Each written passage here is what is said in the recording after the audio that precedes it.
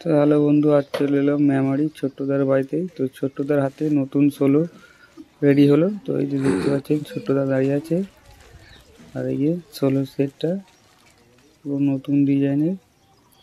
তো এই সেটটা ছোট্টদার হাতেই সেটিং হবে, তো চেকিং হবে পুরো ফিল্ডে গিয়ে। তো ছোট্টদাই চেকিং করবে বা সেটিং করবে নিজেরই। তো কোথায় কবে ফিল্ড আছে, ফার্স্ট ফিল্ড বা ওইখানেই চেকিং হবে, সেটিং হবে। তো কমেন্ট বক্সে জানিয়ে দেবো, কারো যদি জানার ইচ্ছা থাকে কোথায় হবে তো কমেন্টে জিজ্ঞাসা করবে, তো বলে দেবো কমেন্টে। তো চলো বন্ধু, আজকের ভিডিওটা এখানেই শেষ করছি,